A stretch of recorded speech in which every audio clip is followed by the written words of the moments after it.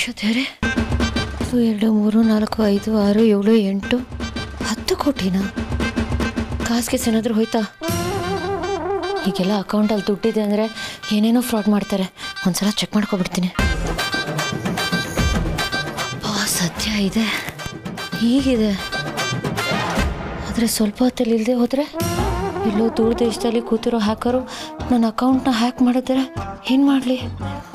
100 ರೂಪಾಯಿ ಅಂದರೆ ಪರವಾಗಿಲ್ಲ, 10 ಕೋಟಿ ನಿದ್ದೆನೂ ಬರ್ತಿಲ್ಲ. ಈ 10 ಕೋಟಿನ ಹೆಂಗೆ ಕಾಪಾಡಲಿ, ಹೆಂಗೆ ಜೋಪಾನವಾಗಿ ಇಟ್ಕೊಳ್ಳಿ? ದುಡ್ಡನ್ನ ಗಳಿಸೋದಕ್ಕಿಂತ ಉಳಿಸ್ಕೊಳ್ಳೋದೇ ದೊಡ್ಡದು.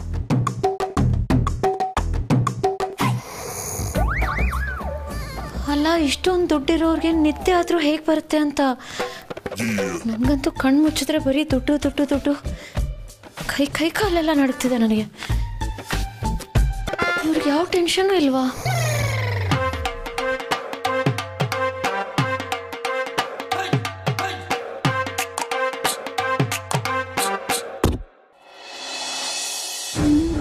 ಈ ಜಾಗನ ಕೊಂಡ್ಕೊಂಡ್ಬಿಟ್ಟು ನನ್ನ ಆತ್ಮಕ್ಕೆ ಶಾಂತಿ ಕೊಡ್ಕೋಬೇಕು ಅಂತ ಇದ್ದೀನಿ. ಕೊಟ್ಬಿಡಿ. ನಮ್ಮಂತ ಕಿರಾತಕರ ಸಹವಾಸ ಯಾಕೆ? ರೀ, ನೀವಿನ್ನೂ ಮಲ್ಗಿಲ್ವಾ? ಸುಸ್ತಾಗಿದೆ ಅಂತ ಹೇಳಿ ಬಂದ್ರಿ. ಅಲ್ಲ ರೀ, ಆ ಮಕ್ಕಳು ಆಟಾಡು ಅಂತ ಕೇಳ್ತಾ ಇದ್ರು. ಸ್ವಲ್ಪ ಹೊತ್ತು ಆಟ ಆಡಿದ್ರೆ ಆಗ್ತಾ ಇರ್ಲಿಲ್ವಾ? ನೀವಂತೂ ಒಂದೊಂದ್ಸಲಿ ತುಂಬಾ ಮೂಡಿಯಾಗಿ ಆಡ್ತೀರಪ್ಪ. ಆಡಿದ್ರೆ ಆ ಮಕ್ಕಳಿಗೂ ಖುಷಿಯಾಗಿರೋದು.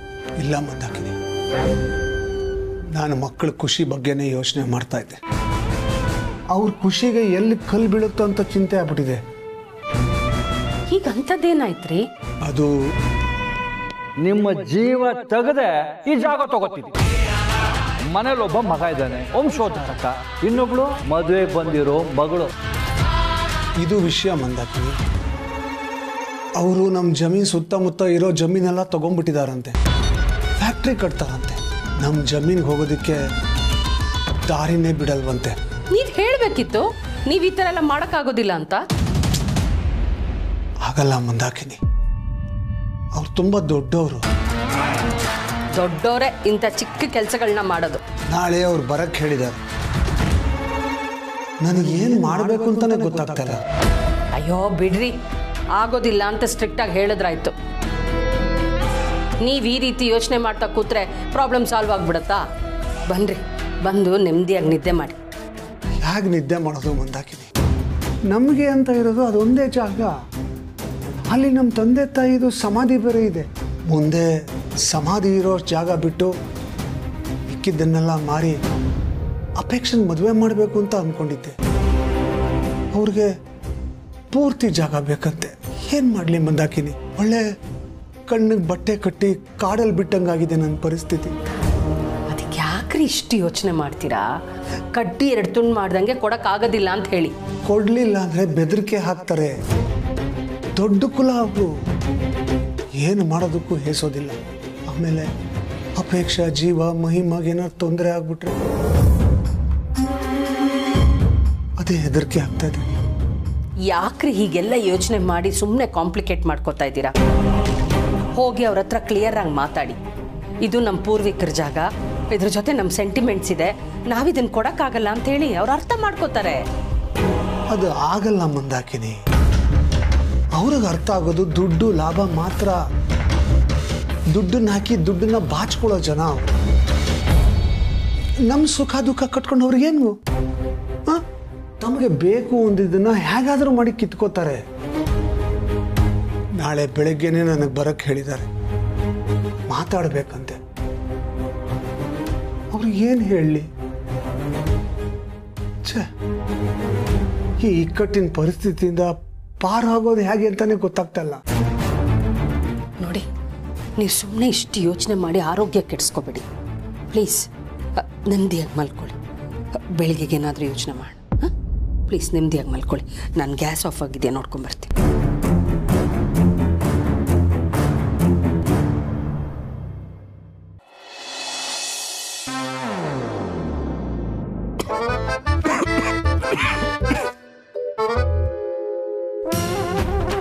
ಭೂಮಿಕಾ,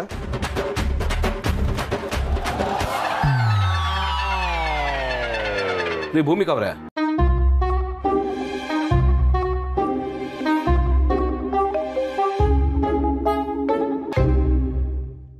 ಭೂಮಿಕಾ ಅವ್ರೆ ರೀ, ಇಲ್ಲಿ ಯಾಕೆ ಮಲಗಿದ್ದೀರಾ? ತುಂಬಾ ಚಳಿ ಆಗ್ತಾಯಿತ್ತು ಅಂದ್ರೆ ಅಟ್ಲೀಸ್ಟ್ ಬೆಡ್ ಮೇಲಾದ್ರು ಮಲ್ಕೋಬೋದಾಗಿತ್ತಲ್ಲ. ಚಳಿ ಆಗ್ತಿರ್ಲಿಲ್ಲ, ನಾನು ಅಲ್ಲೇ ಮಲಗಿದ್ದೆ. ನಿದ್ದೆ ಬರ್ತಿಲ್ಲ ಅಂದ್ಬಿಟ್ಟು ಇಲ್ಲಿ ಬಂದು ಕೂತೆ, ಇಲ್ಲಿ ನಿದ್ದೆ ಬಂದ್ಬಿಡ್ತು. ನಿದ್ದೆ ಬರಲಿಲ್ವಾ? ಏಕೆ?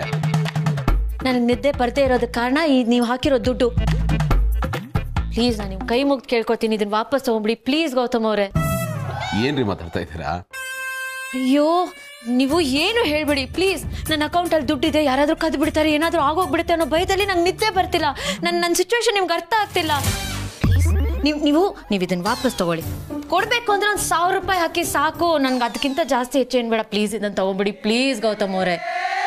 ಒಳ್ಳೆ ಎಳೆ ಮಕ್ಕಳ ಥರ ಆಡ್ತಾ ಇದ್ರಲ್ರಿ, ಯಾಕ್ರಿ ಭಯ ಪಡ್ತಾ ಇದ್ದೀರಾ? ದುಡ್ಡು ಎಲ್ಲೂ ಹೋಗಲ್ಲ, ಸೇಫ್ ಆಗಿ ಅಕೌಂಟಲ್ಲೇ ಇರುತ್ತೆ.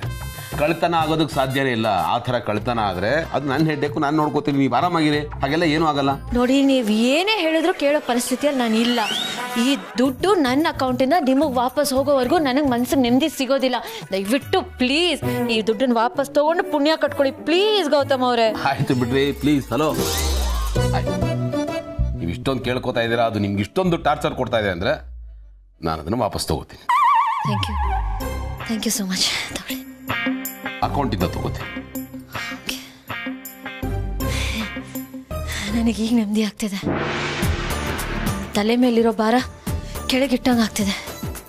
ಜೀವ ವಾಪಸ್ ಬಂದಂಗೆ ಆಗ್ತಿದೆ. ಓ, ನಿಮಗೆ ಈ ಜೀವ ಹೋಗಿ ಬಂದು ಎಲ್ಲ ಅಭ್ಯಾಸ ಇದೆಯಾ? I know it's a bad joke, I admit. But ಒಂದಂತೂ ಸತ್ಯ ರೀ, ಮನಿ ಈಸ್ ಹನಿ. ಮನಿನೇ ಇಲ್ಲ, ಮನಿ ಬಿಟ್ಟರೆ ಬೇರೆ ಏನೂ ಇಲ್ಲ ಅನ್ನೋ ಈ ದುಬಾರಿ ಕಾಲದಲ್ಲಿ ಹಾಕಿರೋ ದುಡ್ಡನ್ನು ವಾಪಸ್ ತೊಗೊಳ್ಳಿ ಅಂತ ಹೇಳ್ತಾರೋ ಏಕೈಕ ಸ್ಪೆಸಿಮನ್ ನೀವೇ. ನಿಮ್ಮನ್ನು ತೊಗೊಂಡಾಗ ಯಾವ್ದಾರು ಒಂದು ಮ್ಯೂಸಿಯಮಲ್ಲಿ ಇಡಬೇಕ್ರಿ. ಅಷ್ಟು ರೇರ್ ಸ್ಪೀಷೀಸ್ ನೀವು. ದುರ್ಬೀನಲ್ಲ, ಮೈಕ್ರೋಸ್ಕೋಪ್ ಹಾಕಿ ಹುಡುಕಿದ್ರು ನಿಮ್ಮಂತವ್ರು ಸಿಗೋದು ಭಾಳ ಕಷ್ಟ ಬಿಟ್ರಿ. ಎಲ್ಲರೂ ಅವ್ರ ಅಕೌಂಟಿಗೆ ದುಡ್ಡು ಬಂದ್ರೆ ಖುಷಿ ಪಡ್ತಾರೆ, ನೀವು ನೋಡಿದ್ರೆ ಭಯ ಪಡ್ತಾ ಇದ್ದೀರಲ್ರಿ. ಇದಕ್ಕೆ ನನಗೆ ನಗಬೇಕು ಅಳಬೇಕು ಏನೂ ಗೊತ್ತಾಗ್ತಾ ಇಲ್ಲ. ಒಟ್ಟಿನಲ್ಲಿ ಅಮೇಝಿಂಗ್ ರೀ ನೀವು, ಗ್ರೇಟ್. ಕನ್ಫ್ಯೂಸ್ ಮಾಡ್ತಾ ಇದ್ದೀರಾ ನನಗೇನೆ. ನಾನಿರೋದೇ ಹೀಗೆ, ನಮ್ಮ ಅಪ್ಪ ಅಮ್ಮ ನನಗೆ ಹೀಗೆ ಬೆಳೆಸಿರೋದು ಅನ್ಕೊಂಡು ಸುಮ್ಮನೆ ಆಗ್ಬಿಡಿ ಪ್ಲೀಸ್. ಸುಮ್ಮನೆ ನನ್ನನ್ನು ಟಾಂಟ್ ಮಾಡಬೇಡಿ. ಓಕೆ,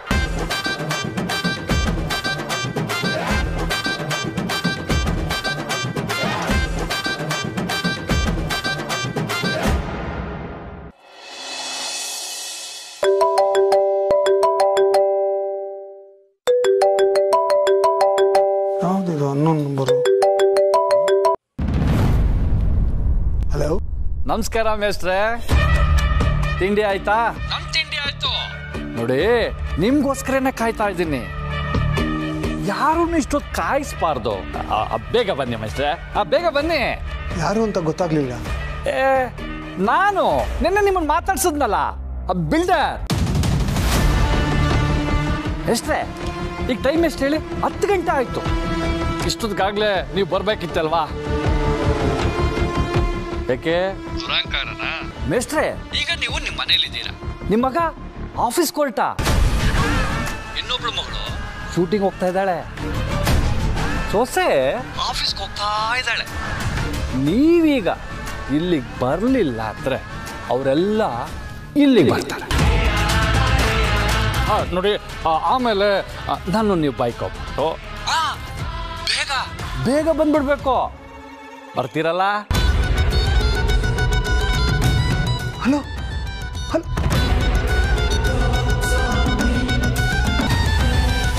ಮಂದಾಕಿನಿ ಮಂದಾಕಿನಿ ಮಂದಾಕಿನಿ ಮಂದಾಕಿನಿ. ಯಾಕ್ರಿ, ಯಾಕಿಷ್ಟು ಗಾಬರಿ ಆಗಿ ಕಿರ್ಚ್ತಾ ಇದ್ದೀರಾ? ಏನಾಯ್ತು? ಅಪೇಕ್ಷೆ ಇಲ್ಲಿ. ಅಪೇಕ್ಷಾ ನಾಗರಬಾವಿಗೆ ಹೋಗಿದ್ದಾಳೇನೋ ಶೋ ಅಂತ. ಮತ್ತೆ ನಮ್ಮ ಜೀವ ಮಹಿಮಾ ಯಾಕ್ರಿ, ಏನಾಯ್ತು? ಜೀವ ಆಫೀಸ್ಗೆ ಹೋಗಿದ್ದಾನೆ, ಮಹಿಮಾ ಸ್ಟುಡಿಯೋಗೆ ಹೋಗಿರ್ತಾಳೆ. ಏನಾಯ್ತ್ರಿ? ಮಂದಾಕಿನಿ, ಆ ಬಿಲ್ಡರ್ ಫೋನ್ ಮಾಡಿದ್ದ. ಅವನು ಮಗ ಇಲ್ಲಿದ್ದಾನೆ, ಸೊಸೆ ಇಲ್ಲಿದ್ದಾನೆ ಅಂತ ಹೇಳಿ ಅವ್ರಿಗೆಲ್ಲ ಏನೋ ಮಾಡ್ಬಿಡ್ತೀನಿ ಅನ್ನೋ ಥರ ಹೆದರ್ಸ್ತಾ. ಏನು ಮಾಡೋದು? ಏನು ಟೆನ್ಷನ್ ಆಗಬೇಡಿ, ಬನ್ನಿ ವೇಟ್ ಮಾಡದೆ ಹೋಗಿ ಪೊಲೀಸ್ ಕಂಪ್ಲೇಂಟ್ ಕೊಟ್ಬೋಣ, ಅದೇ ಬೆಸ್ಟ್. ಇಲ್ಲ ಮಂದಾಕಿನಿ, ಅದರಿಂದ ಯಾವ ಸಮಸ್ಯೆನೂ ಬಗೆಹರಿಯಲ್ಲ. ನಾನೇ ಹೋಗಿ ಮಾತಾಡ್ಕೊಂಡು ಬರ್ತೀನಿ. ಮಕ್ಕಳ ಜೀವಕ್ಕಿಂತ ಬೇರೆ ಯಾವುದೂ ಮುಖ್ಯ ಅಲ್ಲ ಮಂದಾಕಿನಿ. ನಾನು ಬರ್ತೀನಿ. ಒಂದು ನಿಮಿಷ ಇರಿ, ಒಂದು ನಿಮಿಷ ಇರಿ. ಮಂದಾಕಿನಿ ಬಂದು ಏನಿದು? ಶಲ್ಯ ಹಾಕ್ಕೊಂಡು ನೋಡಿ ದಾರಿಲಿ ಹೋಗ್ತಾ ಯಾವುದಾದ್ರೂ ದೇವಸ್ಥಾನಕ್ಕೆ ಹೋಗಿ ದೇವರಲ್ಲಿ ಪ್ರಾರ್ಥನೆ ಮಾಡ್ಕೊಂಡು ಹೋಗಿ ಬನ್ನಿ. ಎಲ್ಲ ಪ್ರಾಬ್ಲಮ್ ಸಾಲ್ವ್ ಆಗಲಿ ಅಂತ ಕೇಳ್ಕೊಳ್ರಿ. ಟೆನ್ಷನ್ ಆಗ್ಬೇಡಿ. ಹುಷಾರು.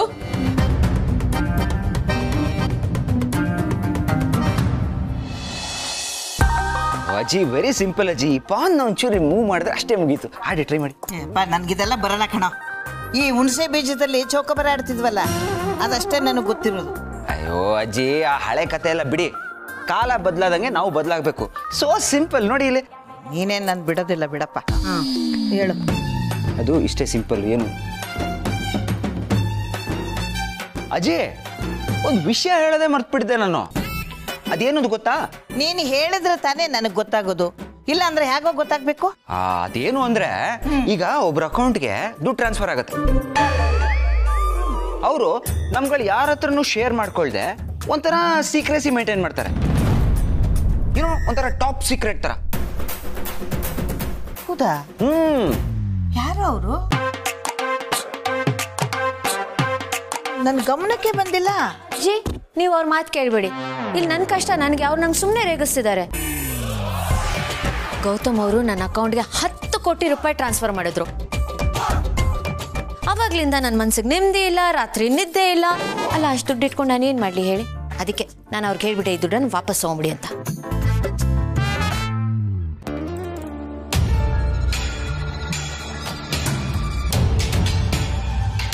ಓ, ವಾಪಸ್ ತಗೊಳ್ಳೋದಕ್ಕೆ ಹೇಳಿದ್ಯಾ? ಬಾ ಕೂತ್ಕೋ. ಒಳ್ಳೆ ಕೆಲಸನೇ ಮಾಡಿದ್ಯಾ. ಮನೆ ಸಂಸಾರ ನಡೆಸೋ ಹೆಣ್ಣಿಗೆ ಗಂಡನೇ ದೊಡ್ಡ ಸಂಪತ್ತು ಅಂದಾಗ ಈ ದುಡ್ಡಿನ ಅನಿವಾರ್ಯತೆ ಇರಲ್ಲ. ಗಂಡ ದುಡಿದನ್ನ ಜೋಪಾನ ಮಾಡೋದು, ದುಡ್ಡಿನ ಜವಾಬ್ದಾರಿನೆಲ್ಲ ಗಂಡನ ಹೆಗಲಿಗೆ ಹಾಕಿ ಮನೆ ಸಂಸಾರ ನೋಡ್ಕೊಂಡು ಹೋಗೋದು ಹೆಣ್ಣಿನ ಕರ್ತವ್ಯ. ಹಾಗಂತ ಅವಳಿಗೇನು ದುಡ್ಡಿನ ಅವಶ್ಯಕತೆ ಇಲ್ಲ ಅಂತಲ್ಲ. ತನಗೆ ಎಷ್ಟು ಬೇಕೋ, ಮನೆಗೆ ಎಷ್ಟು ಬೇಕೋ ಅಷ್ಟು ಬಳಸ್ಕೊಂಡು ಉಳಿದಿದ್ದು ಯಾವುದು ವ್ಯತ್ಯಾಸ ಬರಲಾರ್ದಂಗೆ ಸರಿದೂಗಿಸ್ಕೊಂಡು ಹೋಗ್ತಾಳಲ್ಲ, ಅವಳೇ ಆ ಮನೆಗೆ ತಕ್ಕ ಸೊಸೆ ಅನ್ನಿಸ್ಕೊಳ್ಳೋಳು. ನಿನ್ನನ್ನು ನೋಡ್ತಾ ಇದ್ರೆ ಈ ಮನೆ ಜವಾಬ್ದಾರಿ ವಹಿಸ್ಕೊಳ್ಳೋ ಮುಂದಿನ ಮಹಾರಾಣಿ ತರ ಕಾಣಿಸ್ತಾ ಇದೆಯಾ. ಮುಂದಿನ ಮಹಾರಾಣಿ ತರ ಕಾಣಿಸ್ತಾ ಇದೆಯಾ. ಏನು ಇದು ಅಜ್ಜಿ ಹೀಗೆ ಹೇಳ್ತಾ ಇದ್ದಾರೆ? ಮುಂದೆ ಎಲ್ಲಾನು ಮುನ್ನಡೆಸ್ಕೊಂಡು ಹೋಗೋ ಸಮಯ ಬರುತ್ತೆ. ಆಗ್ಲೂ ಇದೇ ತರ ನಿಭಾಯಿಸು. ಸರಿ ಅಜ್ಜಿ.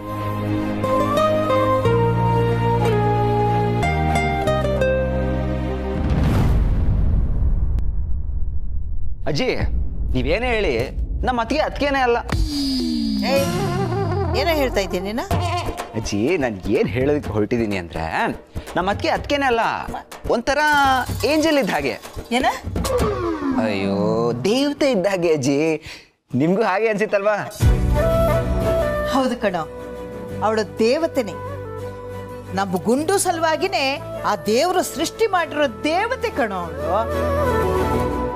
ನೋಡ್ದ್ಯಾ ಮಾಮ್, ನೀನು ಅಂದ್ಕೊಂಡಿದ್ದೆ ಒಂದು, ಇಲ್ಲಿ ಆಗ್ತಿರೋದೇ ಒಂದು. ಆ ದುಡ್ಡಿನ ವಿಷಯ ಅಜ್ಜಿವರೆಗೂ ಹೋಗಿ ಅಜ್ಜಿನೂ ಅತ್ತಿಗೆನ ಅಪ್ರಿಷಿಯೇಟ್ ಮಾಡ್ತಾ ಇದ್ದಾರೆ. ಮೆಜಾರಿಟಿ ಅತ್ತಿಗೆ ಕಡೆನೇ ಇದೆ. ಅದೇ ಥರ ಕಂಟಿನ್ಯೂ ಆದರೆ ನಮ್ಮ ಕತೆ ಅಷ್ಟೆ.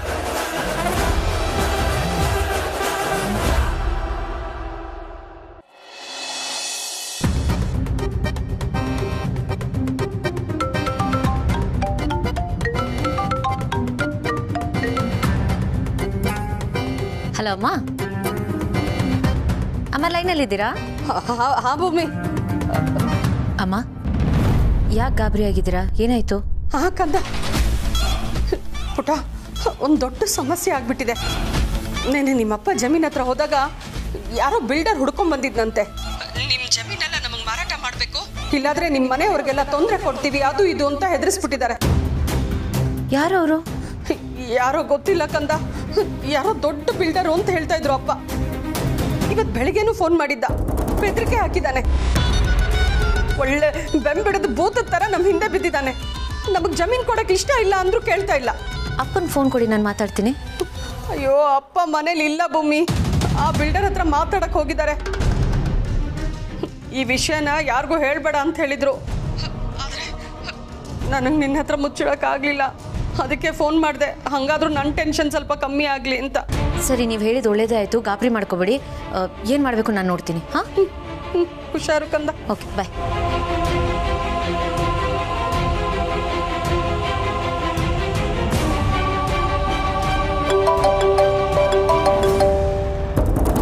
ಹಲೋ ಕಂದ. ಅಪ್ಪ, ಅಪ್ಪ ಎಲ್ಲಿದ್ದೀರಾ? ಇಲ್ಲೇ ಹೊರಗಡೆ ಬಂದಿದೆ ಕಂದ. ಅಪ್ಪ, ನೀವು ಕರೆಕ್ಟಾಗಿ ಎಲ್ಲಿದ್ದೀರಾ ಅಂತ ಹೇಳಿ, ನನ್ನ ಹತ್ರ ಏನೂ ಮುಚ್ಚಿಡಬೇಡಿ. ಕಂದ, ನಿನ್ನ ಹತ್ರ ಸುಳ್ಳು ಹೇಳೋಕ್ಕಾಗತ್ತಾ? ನಾನು ಒಂದು ದೊಡ್ಡ ತೊಂದರೆಯಲ್ಲಿ ಸಿಕ್ಕಾಕೊಂಡ್ಬಿಟ್ಟಿದ್ದೀನಮ್ಮ. ಈ ಜಾಗನ ಕೊಂಡ್ಕೊಂಡ್ಬಿಟ್ಟು ನನ್ನ ಆತ್ಮಕ್ಕೆ ಶಾಂತಿ ಕೊಡ್ಕೋಬೇಕು ಅಂತ ಇದ್ದೀನಿ. ನಿಮ್ಮ ಜೀವ ತೆಗೆದೆ ಈ ಜಾಗ ತಗೋತೀನಿ. ಅದಕ್ಕೆ ಈಗ ನಾನು ಅವ್ರ ಆಫೀಸ್ ಹತ್ರ ಹೋಗ್ತಾ ಇದ್ದೀನಿ. ಆಗಲೇ ಲೇಟಾಗಿ ಹೋಗಿದೆ. ನಾನು ನಿಂಗೆ ಆಮೇಲೆ ಫೋನ್ ಮಾಡ್ತೀನಿ ಕಂದ. ಅಪ್ಪ ಪ್ಲೀಸ್, ನೀವೆಲ್ಲೂ ಹೋಗಬೇಡಿ. ಅಲ್ಲ ಕಂದ. ಅಪ್ಪ, ನೀವೆಲ್ಲೂ ಹೋಗೋ ಆಗಿಲ್ಲ. ನೀವೆಲ್ಲಿದ್ದೀರಾ ನಂಗೆ ಲೊಕೇಶನ್ ಕಳಿಸಿ, ನಾನು ಬರ್ತಿದ್ದೀನಿ ಪ್ಲೀಸ್.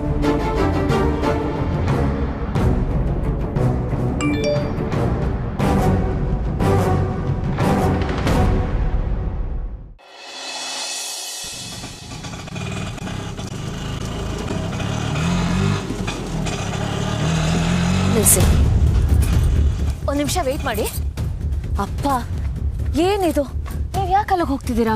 ಏನು ಮಾಡಲಮ್ಮ, ಅವರು ರಾಕ್ಷಸರು. ಏನು ಮಾಡೋದಕ್ಕೂ ಹೇಸೋದಿಲ್ಲ. ಅವ್ರ ಮಾತಲ್ಲೇ ಅದೆಲ್ಲ ಗೊತ್ತಾಗತ್ತೆ. ನೋಡು, ನಮ್ಮ ಭೂಮಿನ ಅವ್ರಿಗೆ ನಾವು ಮಾರದೆ ಹೋದರೆ ಅವರು ಜೀವನ್ಗೆ, ಮಹಿಮಂಗೆ, ಅಪೇಕ್ಷನ್ಗೆ ತೊಂದರೆ ಮಾಡ್ತೀನಿ ಅಂತ ಹೆದರ್ಸ್ತಾ ಇದ್ದಾರೆ. ಇಷ್ಟೆಲ್ಲ ಆದಮೇಲೂ ನಾನು ನೆಮ್ಮದಿಯಾಗಿ ಹೇಗಿರಕ್ಕಮ್ಮ ಸಾಧ್ಯ? ಅದಕ್ಕೆ ಅವ್ರನ್ನ ಭೇಟಿ ಮಾಡೋಕ್ಕೆ ಅವ್ರ ಆಫೀಸ್ಗೆ ಹೋಗ್ತಾ ಇದ್ದೀನಿ. ಏನಪ್ಪ ಇದು?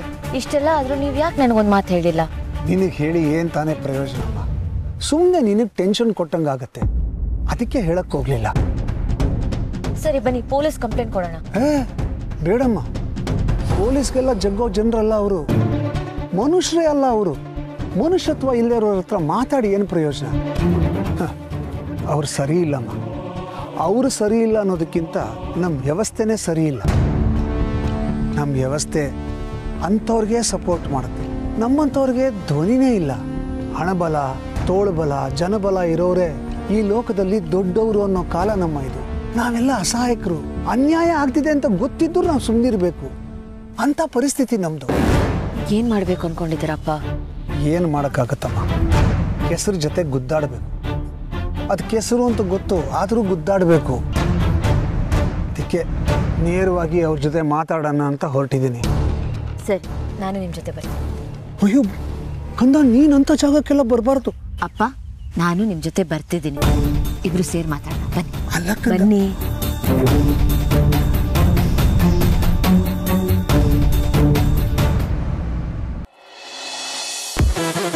ಎಲ್ರಿ, ಇನ್ನು ಅವ್ರು ಬರಲೇ ಇಲ್ಲ. ಬರ್ತಾರ ಇಲ್ವೋ? ಸರ್ ಬರ್ತಾರೆ ಸರ್, ಹೇಳಿದ್ದೀನಿ ಬಂದೇ ಬರ್ತಾರೆ ಸರ್. ಸ್ವಲ್ಪ ಹೊತ್ತು ವೆಯ್ಟ್ ಮಾಡೋಣ ಸರ್.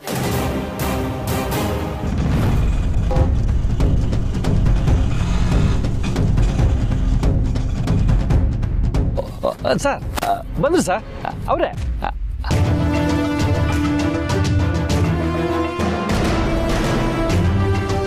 ಮೇಸ್ಟ್ರೇ ನಮಸ್ಕಾರ. ಕೂತ್ಕೊಳ್ಳಿ ಕೂತ್ಕೊಳ್ಳಿ ಕೂತ್ಕೊಳ್ಳಿ ಅಮ್ಮ, ಕೂತ್ಕೊಳ್ಳಿ.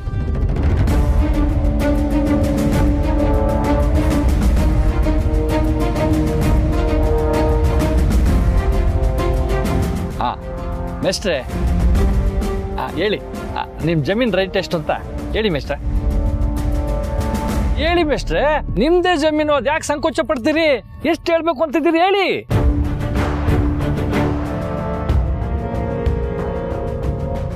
ಇಲ್ಲ, ನಾನು ಆವತ್ತೇ ಹೇಳ್ದಂಗೆ ಆ ಜಮೀನಲ್ಲಿ ನಮ್ಮ ತಂದೆ ತಾಯಿ ಸಮಾಧಿ ಇದೆ. ಒಂದು ರೀತಿಯಲ್ಲಿ ಆ ಜಮೀನು ನಮ್ಮ ಸರ್ವಸ್ವ. ನನಗದನ್ನು ಮಾರೋ ಮನಸ್ಸಿಲ್ಲ, ಕ್ಷಮಿಸಿ. ಏನ್ರಿ, ಅವ್ರು ಏನು ಹೇಳ್ತಾ ಇದ್ದಾರೆ? ಸರ್ ನಾನು ಹೇಳ್ತೀನಿ ಸರ್, ನಾನು ಹೇಳ್ತೀನಿ ಮೇಸ್ಟ್ರೆ. ಸಡನ್ ಯಾಕೆ ಉಲ್ಟಾ ಹೊಡಿತಾ ಇದ್ದೀರಿ? ನಾನು ಹೇಳಿದ್ದು ನೆನಪಿದೆ ತಾನೇ? ನೆನಪಿದೆ, ಆದರೆ ನನ್ನ ಆತ್ಮಸಾಕ್ಷಿ ಅದಕ್ಕೆ ಒಪ್ತಾ ಇಲ್ಲ. ಅದು ಅಲ್ಲದೆ ನಾನು ಒಬ್ಬ ರೈತನ ಮಗ. ನಾನು ರೈತ ಅಂತ ನೆನಪಿಟ್ಕೊಳ್ಳೋದಿಕ್ಕೆ ಉಳಿದಿರೋದು ಅದೊಂದೇ ಜಮೀನು.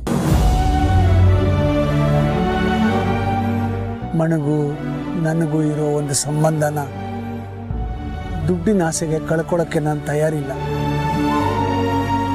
ಒಂದು ವೇಳೆ ನಾನು ಆ ಜಮೀನನ್ನ ಮಾರಿದ್ರೆ ನನ್ನನ್ನು ನಾನೇ ಮಾರ್ಕೊಂಡಂಗಾಗತ್ತೆ. ಅದಕ್ಕೆ ಕೈ ಮುಗಿದು ಕೇಳ್ತೀನಿ, ದಯವಿಟ್ಟು ನಮ್ಮ ಪಾಡಿಗೆ ನಮ್ಮನ್ನು ಬಿಟ್ಬಿಡಿ. ನೋಡಿ ಪ್ಲೀಸ್, ನಾನು ನಿಮ್ಮಲ್ಲಿ ರಿಕ್ವೆಸ್ಟ್ ಮಾಡ್ಕೋತಿದ್ದೀನಿ. ನನ್ನ ತಂದೆ ಯಾವತ್ತೂ ಯಾರಿಗೂ ಕಷ್ಟ ಕೊಟ್ಟಿಲ್ಲ, ಅನ್ಯಾಯ ಮಾಡಿಲ್ಲ. ಅವರು ಜೀವನೋದ್ದಕ್ಕೂ 4 ಜನಕ್ಕೆ ಮಾದರಿ ಆಗೋ ಥರ ಬದುಕಿದ್ದಾರೆ. ಸಾವಿರಾರು ಮಕ್ಕಳಿಗೆ ಪಾಠ ಹೇಳ್ಕೊಟ್ಟ ಮೇಷ್ಟ್ರು. ಪ್ಲೀಸ್ ಅವ್ರಿಗೆ ಅನ್ಯಾಯ ಮಾಡಿಬಿಡಿ, ಅವ್ರನ್ನ ಬಿಟ್ಬಿಡಿ. ಪರವಾಗಿಲ್ಲ ಮೇಷ್ಟ್ರೆ, ನಿಮ್ಮ ಮಗಳು ನಿಮ್ಮ ಥರನೇ ನಮಗೆ ಪಾಠ ಮಾಡಕ್ ಬರ್ತಾ ಇದ್ದಾಳೆ. ಮೇಷ್ಟ್ರೆ, ನಾವು ಮೇಷ್ಟ್ರಿಗೆ ಎಡ್ ಮೇಷ್ಟ್ರು ನೋಡಿ. ನಿಮ್ ಜೊತೆನೆ ನಿಮ್ ಮಗಳಿಗೂ ಚಾಟ ಕಟ್ಬಿಡ್ತೀನಿ. ಹೆಲೋ, ಏನ್ ಮಾತಾಡ್ತಿದ್ದೀರಾ? ಏನು ಮಾಡ್ತೀವೋ ಅದನ್ನೇ ಹೇಳ್ತಾ ಇದ್ದೀನಿ. ತಲೆ ಕೆಟ್ರೆ ನಾನು ತುಂಬಾ ಕೆಟ್ಟವನು. ನಾನು ಮನುಷ್ಯರು ಕುಲ್ದವನೇ ಅಲ್ಲ. ನಾನು ಹೇಳ್ದಂಗೆ ಕೇಳಿದ್ರೆ ಸರಿ, ಇಲ್ಲ ಅಂದ್ರೆ ತಿಥಿ ಒಡೆ ಫಿಕ್ಸು. ಬರ್ದಿಟ್ಕೊಂಡ್ಬಿಡಿ. ಮೇಸ್ಟ್ರೆ, ಈಗೊಂದು ಜಲಕ್ ನೋಡ್ತೀರಾ? ಏಯ್, ಆ ರುದ್ರಂಗ್ ಒಂದು ವಿಡಿಯೋ ಕಾಲ್ ಮಾಡಕ್ ಕೇಳ.